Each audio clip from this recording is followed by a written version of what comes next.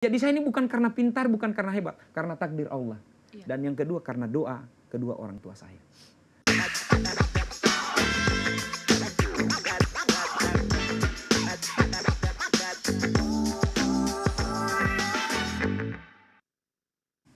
Halo, selamat pagi semuanya. Apa kabar nih di hari ini? Semoga semuanya dalam keadaan sehat ya. Aduh, walaupun nih Ayu lagi parau-paraunya nih suaranya, lagi kurang enak badan sedikit nih ya. Tapi mohon maaf nih pemirsa sekali lagi. Tapi Ayu tetap semangat aja gitu ya untuk di pagi hari ini menemani pemirsa yang ada di rumah yang sedang menyaksikan program acara kami yaitu Speak Up Bicara Terus Terang. Dan seperti biasa kita hadirkan bintang tamu yang mau buka-bukaan, mau berbicara terus terang seputar kehidupannya, perjalanan karirnya, dan juga beberapa hal yang bisa menginspirasi kita semua. Nah, dan untuk di pagi hari ini, Ayu juga mau ingatkan ke pemirsa bahwa Speak Up hadir di setiap hari Selasa dan juga hari Kamis di kalau hari Selasa di jam 15.00 waktu Indonesia Tengah, dan kalau di hari Kamis di jam 10.30 waktu Indonesia Tengah, hanya di TVRI Stasiun Sulawesi Tenggara, media pemersatu bangsa. Baiklah pemirsa yang ada di rumah yang sedang menyaksikan pagi hari ini spesial karena kenapa kita kedatangan bintang tamu, salah satu kepala daerah favorit juga nih ya, yaitu Wakil Bupati Kabupaten Konawe Selatan, Bapak Irsyad Esos MSI. Halo, assalamualaikum Pak. Rashid. Oh Rashid, ya Allah, ini kan Bapak mohon maaf sebelumnya, ini di tulisannya seperti ini, kayaknya salah ya Pak ya. Jadi Bapak Rashid Esos MSI. Siap. Oke, Pak Rashid mohon maaf ya Pak Rashid. Gak apa-apa, namanya manusia tempat salah dan hilang. Nah itu dia, waduh luar biasa nih Bapak.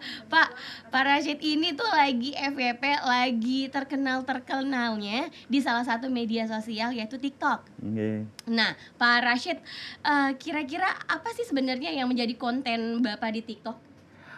Pertama, main TikTok ini sebenarnya tanpa sengaja juga. Masa sih Pak? Pertama kita mau lihat benteng, Oke. mau lihat benteng di Lanut Halu Oleo bersama Komandan Lanut, Pak Pingkau 5. Setelah saya sana dapat buah singi. Buah singi itu buah hutan. Saya tidak tahu nama bahasa Latinnya. Buah singi. Saya dapat. Saya makan, Pak Komandan Lanut nanya, ini bisa dimakan ya? Saya bilang, iya bisa dimakan. Ini makanan waktu kecil saya, karena saya hidupnya di kampung. Waktu kita kecil kan sering ke ngebolang. Kalau dulu, kalau sekarang bilang ngebolang, kalau dulu kita akan main ke hutan. Nah, saya makan.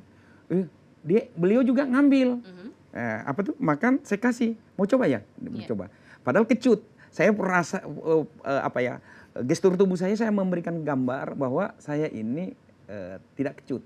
Saya makan. Begitu saya makan, beliau makan, baru saya bilang, pas masuk di mulut, baru saya bilang, kecut loh.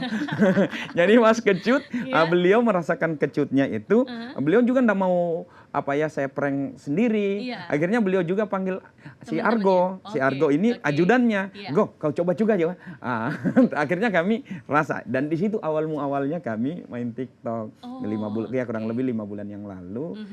Jadi kita tidak ada sebenarnya cita-cita mau seperti begini.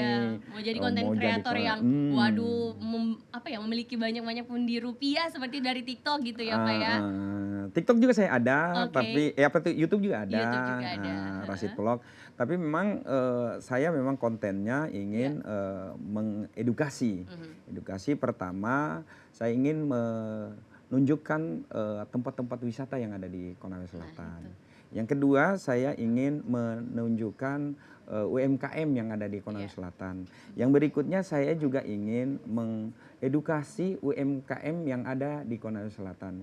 Karena dengan harapan, keberadaan saya hanya seorang wakil bupati yang kewenangannya hanya pengawasan, saya belum bisa banyak berbuat untuk masyarakat banyak. Maka satu hal yang di dalam hidup saya berpikir bahwa saya bisa memberikan nilai kepada masyarakat, minimal kalau saya dipanggil oleh Tuhan, saya punya pertanggungjawaban di hadapan Allah, minimal saya pernah berbuat baik kepada orang. Saya minta mengendorse atau mempromosikan sesuatu, saya kalau orang Konawe Selatan enggak usah saya dibayar. Saya rela untuk free mengendorse. Dengan catatan itu orang Konawe Selatan. Karena saya sekarang bertugas di Konawe Selatan, maka saya siap menjual apapun yang di Konawe Selatan. Produk-produk dari Konawe Selatan. Karena kalau saya menjual baik itu UMKM, usaha mikro maupun wisata, yang notabene-nya kalau ini dia sampai terkenal, pundi-pundi keuangan kan saya sudah membantu mereka secara tidak langsung. Jadi kita membantu itu tidak harus kasih duit, kita membantu gagasan, ide. Jadi yang kadang manusia ini selalu menghitung duitnya, tapi orang yang tanpa duit ini yang tidak dihitung pengorbanan seseorang. Oke, baik. Nah, Pak, ini kan Bapak ini salah satu kepala daerah yang dengan jutaan value of life gitu ya, dengan nilai-nilai kehidupannya tuh banyak banget dan bisa dibagi ke seluruh masyarakat, tidak hanya di Kabupaten Konawe Selatan, bahkan juga sampai-sampai banyak banget yang komentar netizen yang ada di TikTok Ayu baca itu di luar dari Kabupaten Konawe Selatan. Itu luar biasa sekali. Nah, Bapak ini kan temanya adalah from zero to hero nih, dari nol banget gitu ya, Bapak kiprah karirnya seperti itu sampai sudah menjadi seorang pahlawan, seperti itu, bisa dibilang seperti itu ya Bapak. Nah, Pak bisa diceritakan sedikit nggak sih, Bapak ini adalah orang atau putra daerah asli dari Kabupaten Konawe Selatan.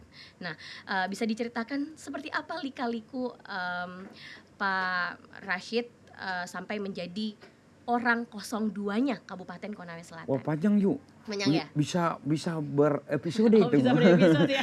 Tapi mungkin saya persingkat, ada beberapa. Saya terlahir dari keluarga, kalau hari ini orang mengatakan keluarga sederhana, tapi sesungguhnya kami keluarga miskin.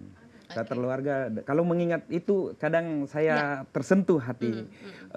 Saya dari keluarga miskin, tapi satu nilai yang diajarkan ibu saya bahwa kita tidak punya apa-apa, tapi kita bisa berbuat baik. Bapak dan ibu saya ini memang dia pegawai rendahan, tapi kan dulu gajinya hanya berapa, makan saja nanti udah makan baru bisa cukup. Bapak saya itu orang Konkep, orang Wawoni'i. Ibu saya orang Punggaluku, begitu menikah mereka menetap di Punggaluku. Tapi jauh cerita ibu saya sebelum mereka diangkat jadi pegawai berdua, pegawai rendahan, golongan 1. Mereka berdua ini jadi petani. Saya panjang hidupnya, dan saya merasakan di waktu kecil saya itu ya berkebun, pergi bersawah. Wow, ternyata dirasakan seperti itu juga ya. Saya rasakan mengembala sapi. Itu semua saya lakoni di usia saya sampai SMA, sampai kuliah juga sering-sering pulang bantu orang tua. Tapi memang perjalanan hidup ini kita melihat orang itu jangan hari ininya, tapi prosesnya itu panjang. Nah, kalau Ayu tadi nanyakan terkait dengan sampai saya detik hari ini sampai ada di sini, satu sebenarnya saya sudah ada di TikTok saya itu terkait ada wisudawan anak-anak anak-anak Yayasan Insanul Faiz. Saya nyampaikan kisah hidup saya bahwa saya bisa jadi seperti ini. Saya ini anak-anak yang taat di rumah, tapi karena dulu waktu kecil mungkin terlalu taat dengar orang tua, ikut kebun, ikut sawah, ikut gembala sapi dan seterusnya. Pas kuliah, ya itu ada biasa anak-anak di mobil itu ada tertulis begini, anak desa rusak di kota. Iya. Ada biasa di mobil itu. Di mobil, di truk-truk gitu ya Pak ya, di belakangnya. Saya itu. Bapak banget gitu ya. Iya, anak desa masuk kota jadi rusak. Maksudnya saya ikut dengan hegemoni kehidupan kota. Lingkungan kota. Ya namanya kasihan kita orang kampung, belum pernah lihat itu apa semua. Kaget gitu ya Pak. Jadi ikut. Singkat cerita, saya terpengaruh dengan kehidupan itu. Singkat cerita, ya seperti di kisah di TikTok itu saya ceritakan, di 97 saya kan kuliah 96. 95 saya tamat SMA, saya tes polisi. Panjang juga ceritanya nih yuk. Oh, sempat juga. Sampai tes polisi. Wow. Tapi sebelum saya cerita dulu nih yang polisinya. Saya juga tes polisi itu pernah ada polisi namanya Pak Trimo ya, enggak apa-apa ya saya sebut namanya Pak Trimo. Ini untuk menjadi inspirator, inspirasi kepada kita. Pak Trimo ini polisi remaja datang ke kampung, masih Punggaluku dulu itu polsek lainnya. Datang ada pertawuran. Saya keluar rumah, saya enggak pakai baju. Tapi kan kepanasan jalan kaki dari lorong ibu saya sampai kan 1 kilo lebih. Saya kepanasan, saya buka-buka bajunya. Ya namanya anak-anak, anak remaja. Pak Trimo datang mukul saya. Pakai pentungan polisi, kan habis tawuran di bawah, saya dipukul, langsung saya bilang saya tidak ikut terlibat di tawuran, tetap dipukul. Singkat cerita, saya berniat, saya mau tes polisi atau tentara, mau pangkat apa aja, saya mau balas sama saya. Akhirnya apa? 95 sampai 96 saya hanya bawa ijazah saya itu jasa SMA saya untuk namtar polisi dan tentara, tapi alhasil karena Allah menakdirkan lain, tidak pernah lolos jadi tentara dan polisi. Berarti niatnya memang sudah nggak bagus, Bapak. Gitu ya. Begitu selesai itu, saya kuliah, saya pergi di kampungnya Bapak. Saya ikut menelayan. Di Konkep berarti. Di Konkep, di Desa Lampe Api. Saya ikut melaut. Ikut melaut. Singkat cerita, ada keluarga yang mau kapal pesiar, tuh kapal ngangkut barang. Saya sudah mau jadi itu ikut-ikut kapal dengan niatnya nanti satu waktu jadi kapten kapal. Mau jadi ABK dulu ABK gitu ya? dulu, ambil itu dan kapten kapal. Itu di konsep berpikir saya. Sampai pas 96 itu, pas pendaftaran mahasiswa, ibu saya kirim berita. Kan dulu belum ada handphone, main surat begitu. Disurati saya, suruh Rashid pulang. Kalau enggak usah dia pergi, dia harus kuliah. Karena memang saya 95 sebenarnya itu, begitu tamat SMA saya bebas tes di Undip, di Universitas di Ponegoro, di Semarang. Tapi karena ibu saya enggak punya apa-apa, enggak mampu membiayai, akhirnya karena di Jawa kan besar biayanya. Ibu saya bilang, nggak usah kuliah. Akhirnya saya ambil Singkat cerita, tes polisi apa semua, nggak kuliah di 95. 96, mama bilang, kan kasihan mama. Dia bilang, kalau pelaut itu kan pasti lama suka pulang. Mama namanya kasihan, namanya juga anaknya. Seburuk-buruknya saya kan anaknya juga. Betul. Akhirnya mama bilang, Rashid pulang nih. Akhirnya saya pulang, daftar kuliah. Tapi karena saya dulu itu tidak ada konsepnya mau jadi apa, pas daftar, ini kan adik-adik kelas saya dan teman-teman yang seumur saya yang tamatan saya kuliah, daftar, namanya IPC, pilihannya bisa 3. Saya ngambil perikanan, saya ambil pertanian, sosek, habis itu saya ambil administrasi negara. Alhamdulillah saya lulus di administrasi negara, kuliahlah. Singkat cerita, 97 yang saya bilang tadi, anak desa masuk kota, rusak di kota, ikut hegemoni kota apa semua kiri kanan. Ya sudahlah, ya teman-teman para netizen sudah tahu itu apa yang dibuat anak-anak remaja pada masanya. Singkat cerita, 97 itu saya pulang di kampung. Saya pernah bilang di TikTok itu, saya ngulangin cerita ini. Saya pulang, bilangin sama ibu saya, Mak, sore-sore itu. Saya ingat sore-sore datang, pas sore saya datang, ibu saya, pas saya datang, Mak, saya perlu minta uang ini. Dia bilang, nggak usah mie dulu, kalau kau makan mie dulu, karena kau lapar makan. Dan kalau bisa besok pagi pindah, kan ini sudah mau sore, sudah mau malam, mobil juga kan nggak ada, nanti kau pulang, besok saja. Iya, sudah. Singkat cerita, besoknya ibu saya menghampiri saya, lantas memberikan saya uang 600.000. 600.000 ini dikasihkan sesuai yang saya minta. Padahal uang ini jujur saja, tapi para netizen jangan ambil ceritanya, tapi kisahnya ini, tapi ambil hikmahnya. Padahal uang 600.000 ini saya mau pakai poya-poya. Pakai poya-poya. Begitu ibu kasih saya, ibu enggak bilang apa-apa, hanya dia bilang gini, mama saya, "Nak, ini uang 600.000 saya kasihkan sama kamu. Kami di rumah ini bersama saudara-saudaramu, kita siap tidak makan. kita siap tidak punya apa-apa selama 1 bulan, hanya yang penting kamu bisa kuliah dan kamu bisa selesai. Karena kakakmu, kan abang saya yang sulung itu tidak selesai kuliahnya. Nggak tahu sampai sekarang saya nggak tahu apa masalahnya. Nggak selesai, padahal tinggal skripsi. Nggak selesai. Mama saya bilang, jangan sampai kamu seperti kakakmu. Kalau kamu juga seperti kakakmu, apa nanti kita ini keluarga kita ini tidak akan bisa mengangkat kepala kita di tengah masyarakat, di tengah keluarga. Karena apa? Orang akan berkata, sudah miskin, ikut-ikut juga kasih kuliah. Sudah tahu kuliah itu biayanya mahal, biayanya berat, masih ikut-ikut kasih kuliah. Akhirnya uang ini saya takut ambil. Karena apa? Niatnya kan saya untuk pakai poya-poya. Akhirnya ibu saya tetap diambil, bilang ambil nak. Yang penting kau harus selesai kuliahnya. Sambil ibu saya menetes air matanya. Nah, jujur saja, begitu saya ambil, saya tidak berani. Nah, tapi sejak itu saya langsung berniat dalam hatiku. Ini terakhir kalinya saya datang membohongi ibu saya. Dan insya Allah saya akan pulang ke Punggaluku untuk mengabari ibu saya bahwa insya Allah saya selesai kuliah. Dan itulah kilas balik kehidupan saya yang sesungguhnya. Karena memang waktu SMA saya itu berapa kali juga dikasih keluar sekolah. Berarti udah pindah-pindah sekolah juga ya? Nggak pindah-pindah. Hanya saya kan usil, suka ganggu orang. Jadi saya dikeluarkan gurunya, apa semua. Kalau ada, saya nggak apa-apa sebut ya. Siap, Pak. Pak Agustinus itu ada, mohon maaf Pak Agustinus. Pak Agustinus itu dulu kan guru PNP, pendidikan moral Pancasila. Pendidikan moral Pancasila itu pendidikan yang sakral di masanya.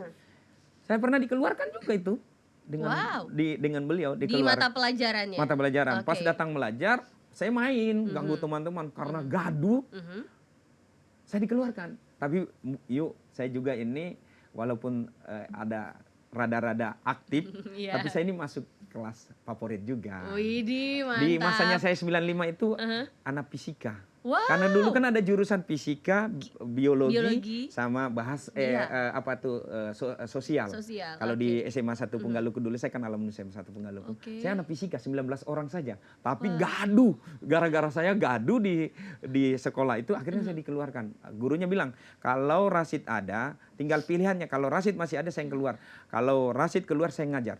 Tapi saya bilang begini, saya bilang saya enggak mau keluar. Karena apa? Saya datang disuruh ibu saya, orang tua saya untuk belajar. Akhirnya gurunya keluar. Nah, pekan depannya Pak Agustinus lagi bilang, kalau masih ada Rasid saya tidak ngajar. Akhirnya teman-teman saya bilang, Sid, masa kamu rugikan kita yang 18 orang? Kalau kamu masih ada, masa kita yang rugi? Akhirnya apa? Saya karena solidaritas dengan teman-teman, saya rela saya yang keluar, tidak ikut belajar.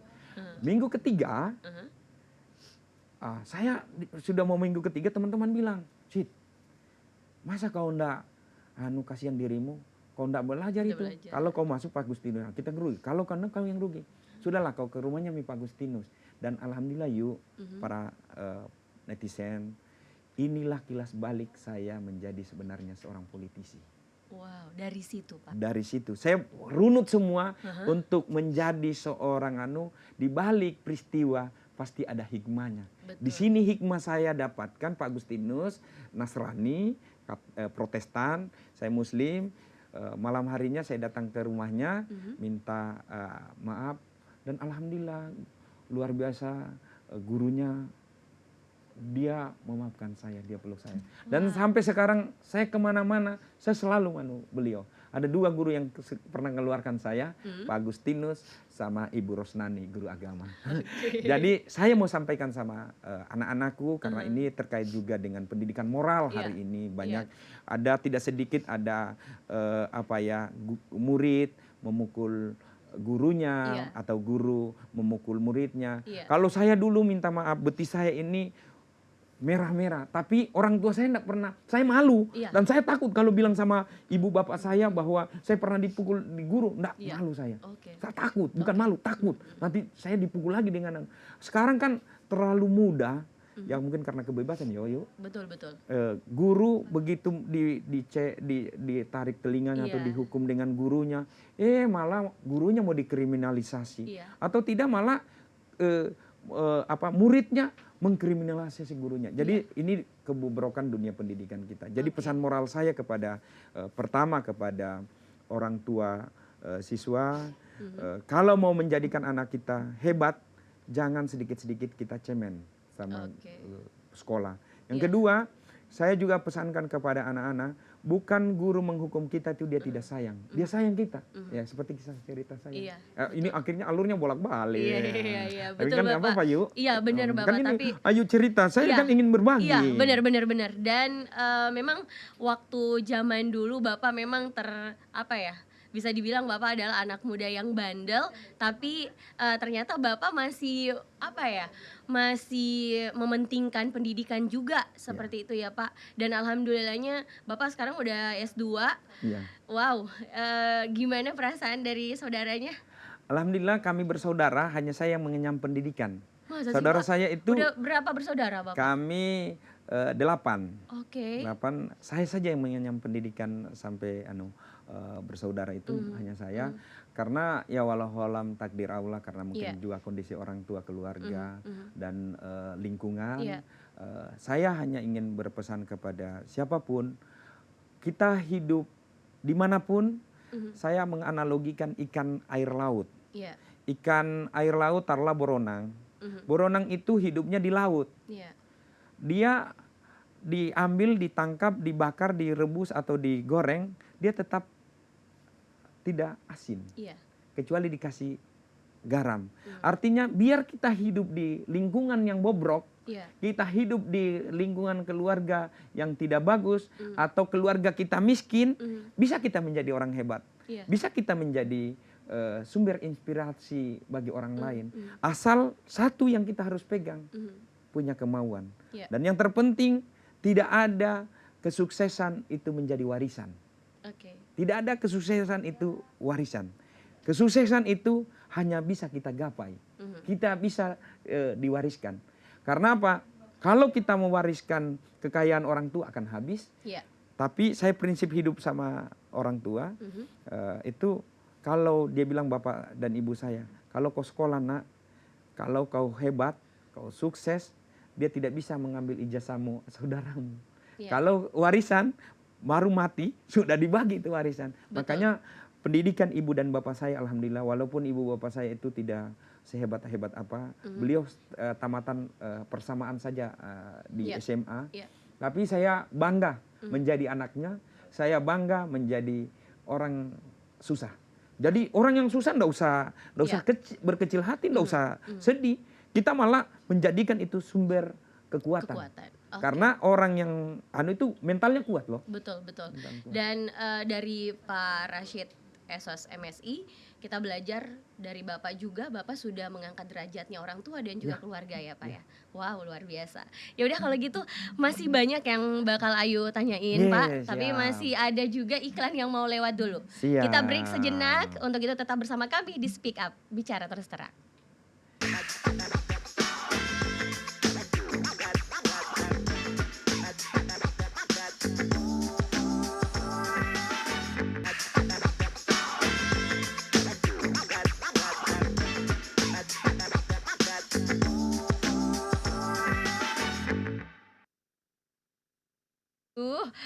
Buru-buru banget sih.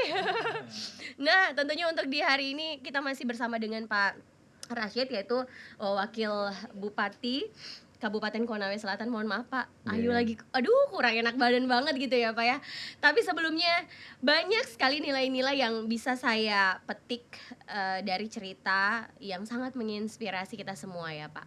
Terkhusus nilai-nilai kehidupan yang Bapak udah berikan ke kita semua. Dan saya yakin ini masih banyak sekali yang bisa kita gali lagi tentang cerita hidup Bapak. Nah Pak, apa sih sebenarnya yang memotivasi Bapak tuh mau berkontribusi begitu ke Konawe Selatan? Ya, jadi awalnya menjadi seorang politisi juga itu tidak ada yang saya masih di kampus. Karena setelah peristiwa itu ibu saya tadi pulang mau bohongin, ngambil duitnya, saya mulai aktif di organisasi kemahasiswaan. Mulai aktif di organisasi kemahasiswaan. Saya terinspirasi dengan ada sahabat saya. Pak Salahuddin, dosen Unhalu sekarang. Dulu itu dia anggota DPR termuda bahkan di Indonesia mungkin. Dia masih mahasiswa, umur 22 tahun, itu kalau tidak salah. Dia sudah DPR kota dari Partai Keadilan pada waktu itu. Saya terinspirasi karena saya satu angkatan dengan dia. Satu angkatan di kampus, akhirnya saya banyak ikut dengan dia. Banyak ikut, sehingga saya singkat cerita mulai jadi pengurus. Kami mahasiswa, sudah saya jadi ikut juga pengurus partai. Jadi ikut-ikut pengurus partai masih di kampus. Akhirnya singkat cerita di 2000 saya selesai kuliah, saya sempat honor hanya 3 bulan hanya karena gajinya 250.000. Wah, kayaknya enggak cocok dengan duniaku. Terbelenggu. Masuk kantor, lipat kertas, apa semua, terbelenggu. Enggak cocok saya dengan ini dunia. Sudah, saya ikut bisnis sagu. Habis itu datang pemekaran Konawe Selatan 2003. Saya ditunjuk, karena kan saya pengurus Partai Keadilan. Ditunjuklah saya jadi pengurus Partai Keadilan Sejahtera. Karena itu waktu sudah berubah dari Partai Keadilan menjadi Partai Keadilan Sejahtera. Sudah, saya pulang ke Konsel. Saya jadi ketua DPD PKS pertama di Konawe Selatan. Singkat cerita, tapi sambil saya jual kopi. Panjang kalau cerita hidup, wah susah senangnya itu. Kalau di susahnya itu, wah banyak ya susahnya ya Pak. Banyak sekali susahnya. Saya jualan kopi, sambil jualan kopi, saya juga pengurus partai penjual kopi. Jadi nggak usah merasa bahwa menjadi besar itu harus hebat dulu, tidak. Bener. Saya jadi jualan kopi. Nah, ini juga yang menginspirasi saya jual kopi ini Arman. Arman ini dia sampai pemuda melihat peluang, dia jualan kopi, laris kopinya. Begitu laris, dia kemana-mana sudah. Akhirnya menjamurin orang jual kopi, termasuk saya diajak menjadi penjual kopi. Akhirnya saya jadi jualan kopi, jadi ketua DPD. 2004 saya jadi anggota DPRD Kabupaten Konawe Selatan.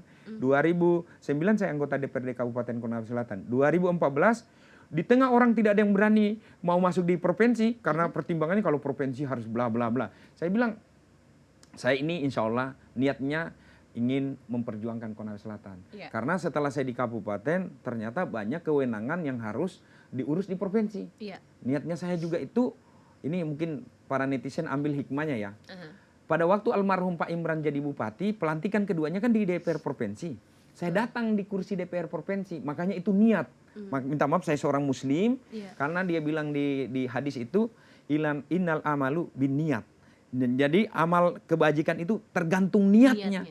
Nah, jadi pada waktu itu, minta maaf saya agak ke agama, saya datang di DPR provinsi, pas mau duduk di kursi itu, saya berniat, insya Allah satu waktu saya akan duduk di tempat ini. Itu di 2010. 2014 pil caleg, saya masuk. Padahal saya tidak punya keluarga, keluarga biasa-biasa. Ini mau berniat mau jadi naik tingkat. Orang mencibir saya, Rashid. Waktu DPR 2004 saja bilang, wah saya masuk jadi. Tapi saya kilas balik. Ini para netizen, sahabat Rashid juga ingin ambil hikmahnya. 2004 orang sudah pakai baliho, sudah pakai stiker, saya tidak punya apa-apa. Di 2004 orang, saya dikasih duit. Orang kasih duit saya itu karena kasihan. Jadi saya ini bukan karena pintar, bukan karena hebat, karena takdir Allah. Dan yang kedua karena doa kedua orang tua saya. Dan orang-orang susah yang selalu mendoakan saya. Ini, dan itulah yang membuat saya jadi, alhamdulillah saya juga berniat, insya Allah saya ingin memperjuangkan orang-orang susah. Dan itulah yang membuat saya kenapa dari DPR 2 periode di kabupaten, 2 periode di provinsi, saya masuk ke wakil bupati, ya mungkin ingin berkontribusi lebih besar karena saya berpikir bahwa DPR itu hanya 3 fungsinya, agak berat. Ternyata harus masuk di legislatif supaya lebih besar wilayah pengabdian. Tapi ternyata semua itu juga saya belum bisa menganu. Tapi insya Allah niat baik itu yang paling penting. Betul. Nah Pak, menurut Pak Rashid ini sudah ada di posisi sekarang, apakah menyenangkan atau biasa aja bagi Bapak? Atau ada yang berbeda lagi nih Pak? Kalau bilang posisi itu, kalau saya biasa saja. B Nggak tahu, aja ya Pak ya? ya, B aja tidak ya? ada yang luar biasa. Oke. Saya merasa bahwa jabatan ini, pertama yang saya harus selalu tanamkan di dalam diri saya, karena jabatan ini kalau saya salah melangkah, saya yang terakhir masuk dalam surganya Allah. Karena saya ini Muslim, saya harus selalu menyandarkan kepada hukum agama. Kalau saya salah saya yang terakhir masuk surganya Allah. Tapi kalau saya bisa memperjuangkan, bisa maka insya Allah saya akan Karena masuk surganya Allah itu jangan kita anggap bahwa dunia ini tidak pasti akan ada akhirat. Karena yang itu yang pertama, yang membuat saya harus selalu rendah hati. Yang kedua, banyak saya lihat di kalangan di kampung ada pejabat, ada mantan TNI Polri, dulu saya tugasnya begitu garangnya, begitu menakutkannya di tengah-tengah masyarakat. Setelah dia jadi sudah jadi purna, dia sudah jadi pensiun, malah di tengah-tengah masyarakat tidak ada anggapnya, tidak dinilai. Makanya saya selalu berpikir bahwa saya tidak mau seperti mereka. Saya tidak mau jauh dengan keluarga masyarakat saya, masyarakat saudara-saudara saya yang susah. Saya totalitas. Saya tidak mau bilang pejabat tinggal di kota, pejabat di Konsel tinggal di kota. Makanya saya tinggalnya di kampung. Oh, jadi nggak ada rumah di kota Kendari? Ada rumah, tapi saya 1 bulan syukur-syukur kalau saya datang. Saya gitu. Sore apa semua tetap pulang di kampung. Karena saya harus pulang di kampung, alasannya simple. Pertama, saya harus sering bisa ketemu dengan masyarakat. Minimal sholat subuh atau sholat jamaah saya ketemu. Habis itu kalau saya kemana-mana bisa ketemu. Minimal permasalahan mereka bisa curhat sama saya. Makanya kalau di TikTok, coba lihat saya. Saya itu ya minta maaf, saya tidak ada settingan. Kalau ada yang bilang saya pencitraan, kalau pencitraan memangnya bisa saya ngatur semua orang. Kalau saya tiap saya datang ketemu. Karena itu saya mau ketemu orang. Yang berikutnya, saya berpikir bahwa kalau saya tinggal di kampung, saya juga sudah membantu perekonomian kampung. Minimal keluarga di rumah itu beli beras, beli ikan, beli sayur, beli kebutuhan rumah tangga, sudah membelanjakan uang di warung-warung atau di kios atau pasar tradisional. Kalau kita lakukan itu, pegawai Konawe Selatan melakukan itu semua, kurang lebih 7.000 pegawai ini menetap di Konawe Selatan. Maka tidak akan cepat ini pertumbuhan ekonomi daerah. Yang susahnya ini kata Al-Quran dia bilang begini, kabura matang indallah antaqulu ma la taf'alun. Amat besar kebencian Allah kepada orang yang mengatakan tapi dia tidak kerja. Nah, makanya berkah. Jadi minta maaf, keberkahan itu kalau saya punya prinsip akan datang apabila kita bisa seia sekata. Yang susah ini ya saya juga lagi belajar untuk konsisten antara apa yang kita bilang dan yang kita kerja. Itu mudah-mudahan ya saya mudah-mudahan para netizen ingatkan saya, karena saya tempat manusia itu tempatnya hilap ya. Nanti diingatkan. Karena memang banyak ya kayak politikus seperti itu, banyak yang bilang bahwa cuman omong doang, tapi aplikasi ke masyarakatnya nggak ada. Semoga Bapak tidak seperti itu ya. Mudah-mudahan. Makanya Ayu dan teman-teman, para netizen, kalau ada apa, ingatkan saya. Saya ada di wall Facebook, ada Rashid Esos MSI, di TikTok ada @Rashid1976. Ada di media sosial saya.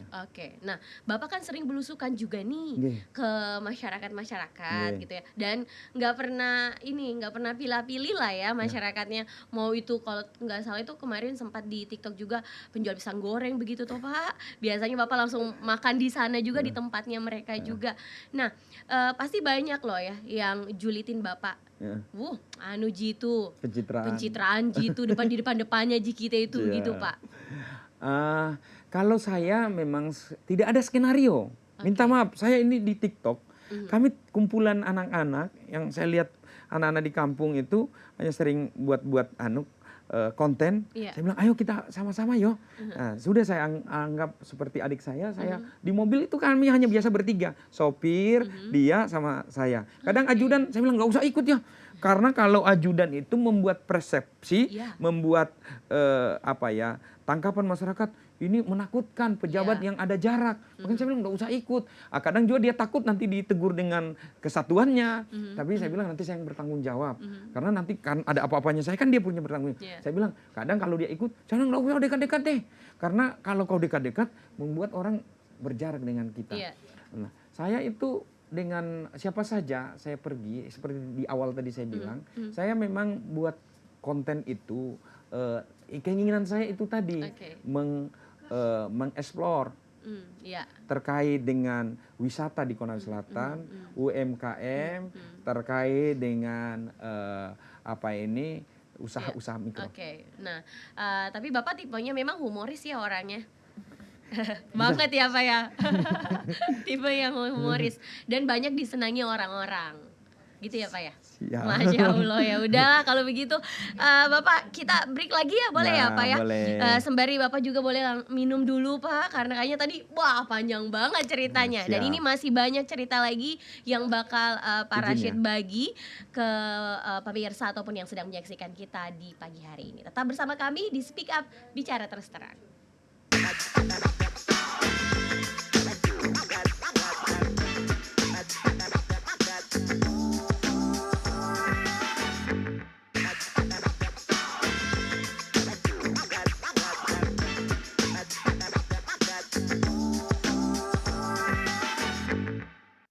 Ya, balik lagi di Speak Up Bicara Terus Terang, dan kita juga mau mengingatkan ke pemirsa jangan lupa untuk memfollow beberapa akun media sosial kami TVRI Stasiun Sulawesi Tenggara, baik itu di TikTok, di YouTube, di Facebook dan juga Instagram ya. Dan tentunya untuk di hari ini Ayu masih mau bertanya lagi ke Pak Rashid. Ini kan Bapak tuh orangnya aktif, terus orangnya juga solutif sekali seperti itu ya.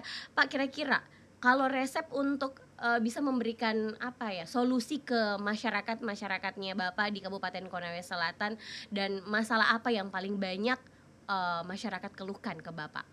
Masalah di Konawe Selatan itu yang paling besar itu masalah sengketa lahan.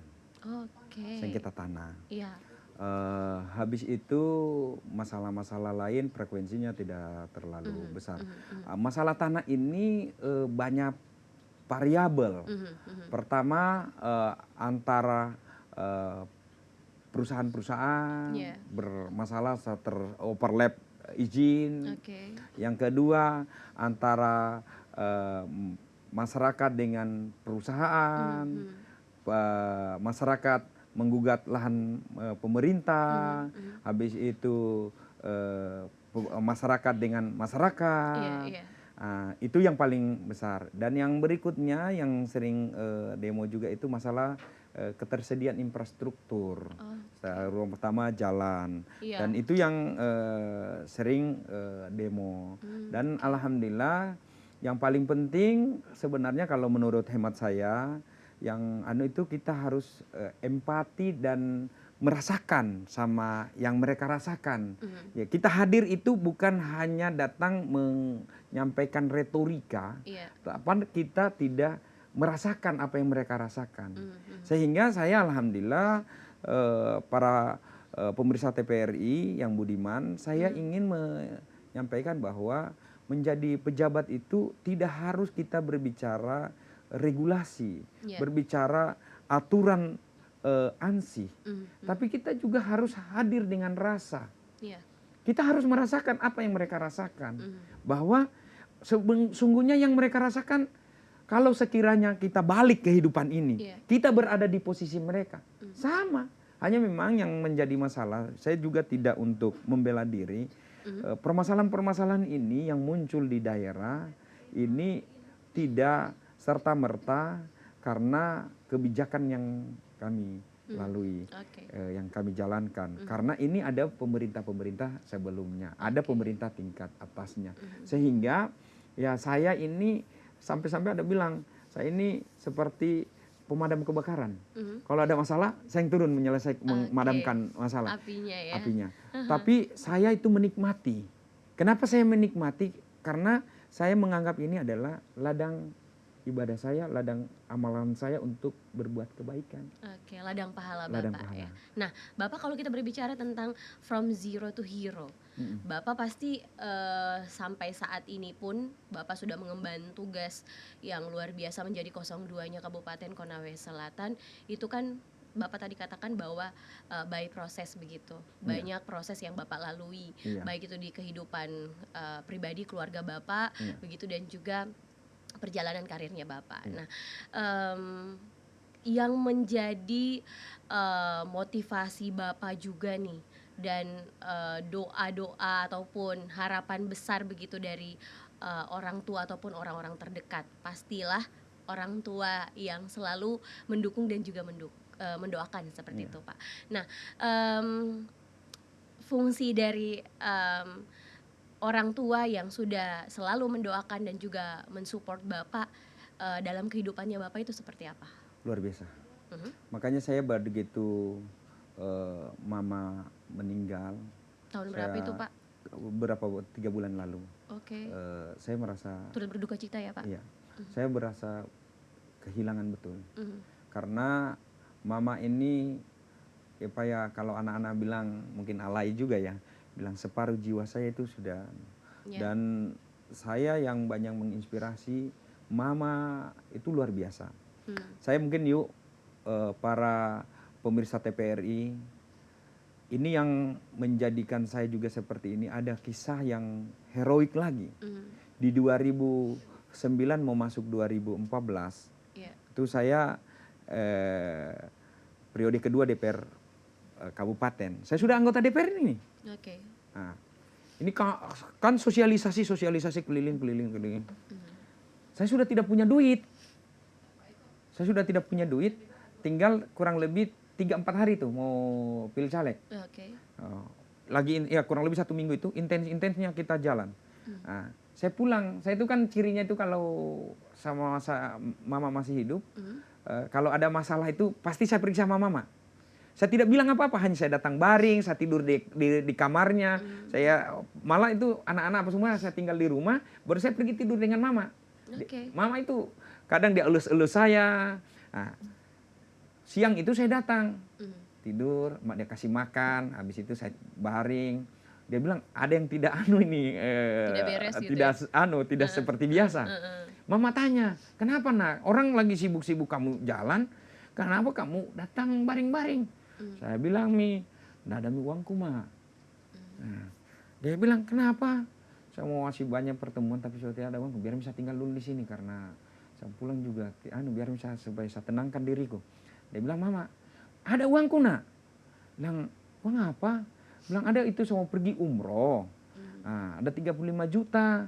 Kau pakai, Mina, kau pergi sosialisasi. Kau pergi itu pertemuan-pertemuan dengan kau pergi saja di mana sosialisasi. Tapi saya bilang, bagaimana Mama mau pergi umroh sementara saya mau pakai uangnya? Dia bilang, Mama, pakai dulu, nak. Kalau nanti kau ganti. Saya bilang, kalau kalah, kita halalkan, berarti situ takdirnya. Akhirnya Mama bilang, pergi panggil istrimu. Saya pergi panggil, dia temanin, pergi ambil uang 35 juta, dia kasihkan saya semuanya 35 juta. Saya dengan seperti kisah waktu masih kuliah tuh, saya namanya Mama, setiap saya datang Mama bilang, dia bilang, saya doakan kamu, nak. Setiap sujud sholatku saya doakan kamu. Tidak ada doaku lain. Nah, itu. Begitu juga pilkada. Pilkada itu setiap saya putar, pulang pasti saya datang sama Mama. Datang sama Mama bilang, Ma. Dia bilang, saya hanya sering bilang, Ma, kalau saya lelah itu saya bilang, Ma, doakan kasihan saya, Ma. Dia bilang, nak, kalau sekiranya Tuhan itu ada di hadapanku, saya sudah bilang sama Allah, bantu anakku. Kami ini orang tidak punya, kami ini orang. Dan alhamdulillah, itu yang selalu makanya begitu Mama tiada, saya merasa kehilangan sekali dengan Bapak juga, dan saya merasa sedihnya jujur saja para pemirsa RTPRI. Kalau ada masih hidup kalian punya orang tua, mulai hari ini kalian sayangi mereka. Insya Allah rezeki Tidak ada korelasinya kepintaranmu dengan kekuatanmu rajin bekerja. Kau bekerja siang malam, tidak ada korelasinya itu. Kalau sekiranya orang pintar itu mau jadi kaya, banyak orang-orang minta maaf yang pintar itu menjadi profesor-profesor itu menjadi kaya. Tapi banyak juga profesor yang biasa-biasa saja hidupnya. Kalau orang rajin belajar, yang warung begadang malam itu siang malam dia bekerja. Tapi bukan itu. Berkahnya ibu dan bapak kita. Makanya saya itu pesan para pemirsa TPRI yang budiman, yang baik. Kalian kalau masih hidup orang tuamu, sayangi mereka. Kalau bisa, kalian cium telapak kakinya. Itu yang membuat insya Allah saya bisa jadi ini, hari ini seperti ini. Karena orang tuaku. Bukan karena kepintaranku. Bukan karena kehebatanku.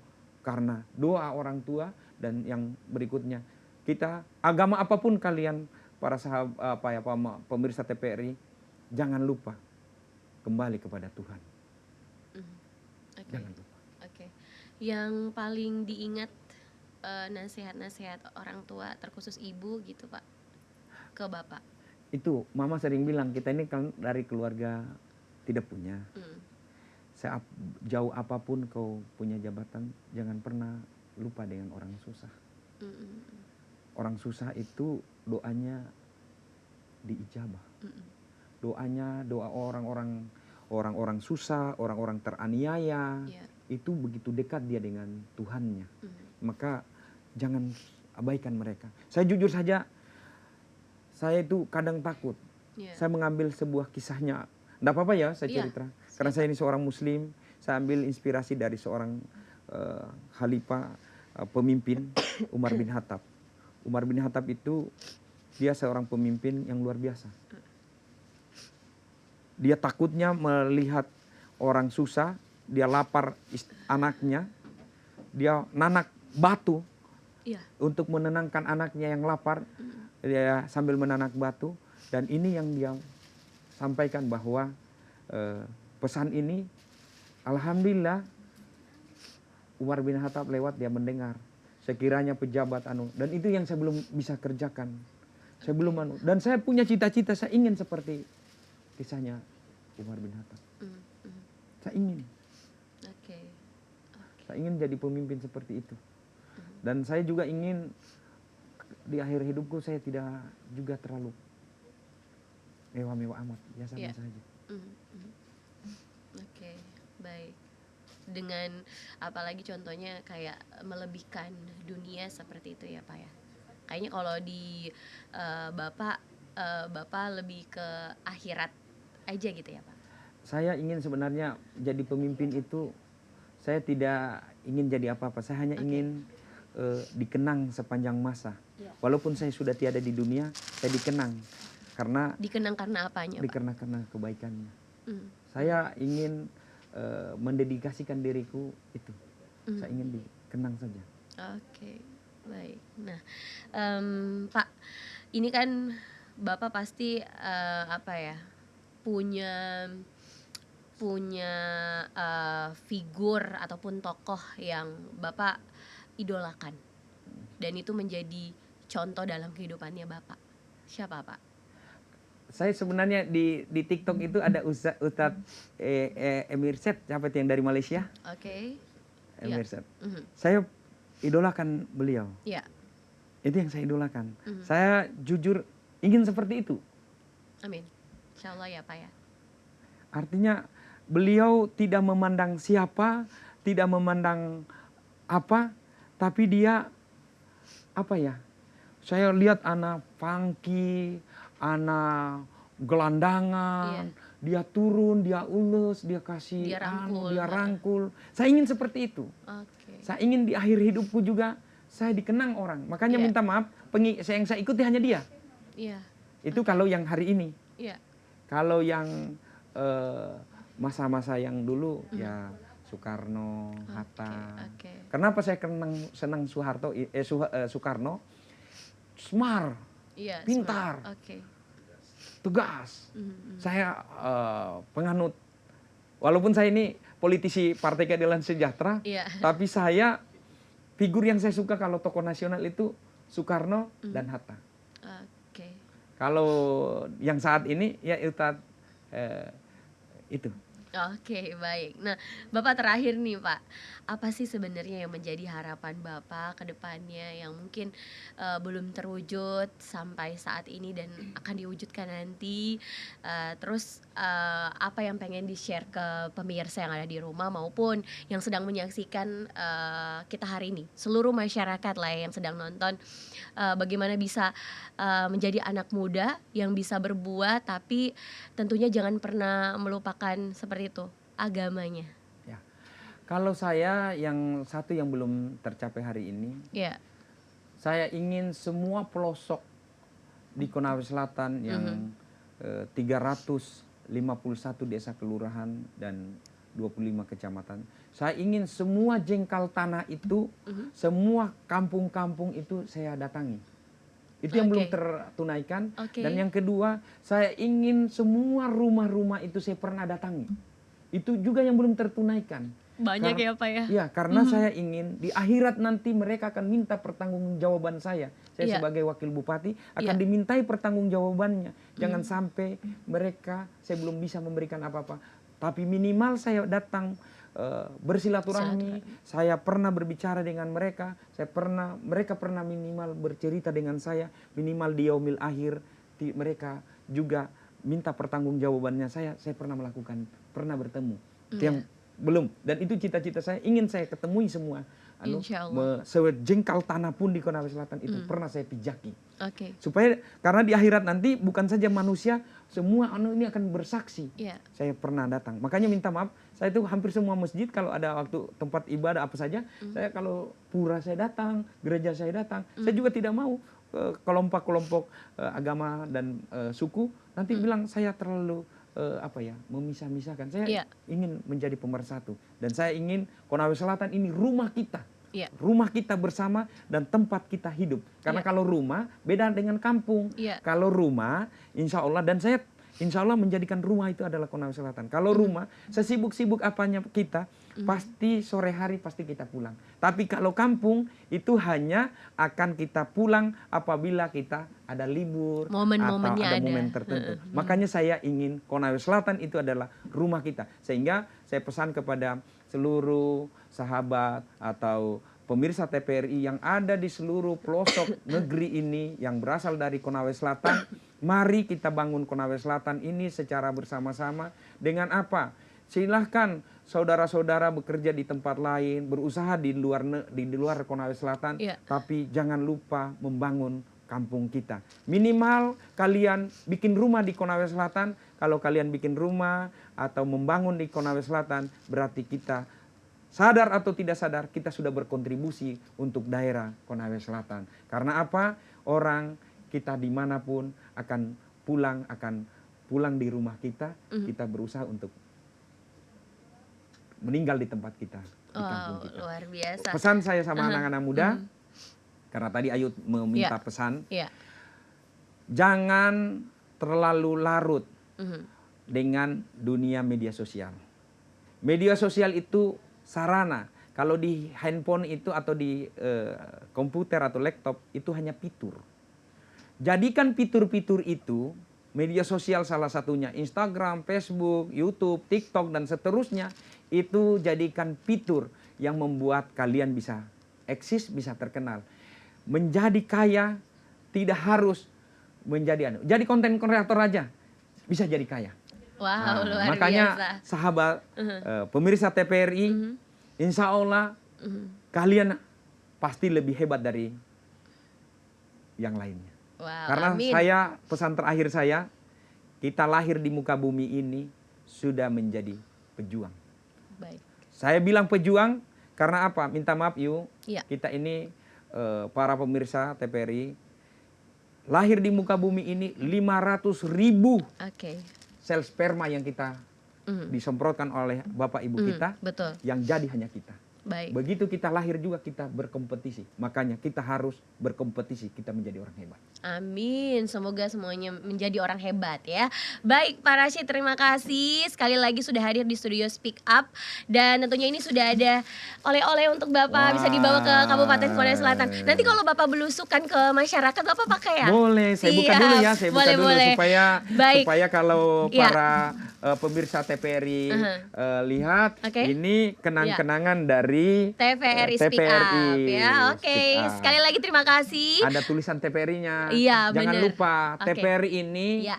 media pemersatu bangsa. Betul. Yang kedua, dia dulu sebelum ada media lain, TVRI tempatnya kita menonton, tempatnya kita mendapatkan informasi. Bahkan ada dulu siaran televisi Republik Indonesia yang saya kagumi. Apa itu? Siaran tani.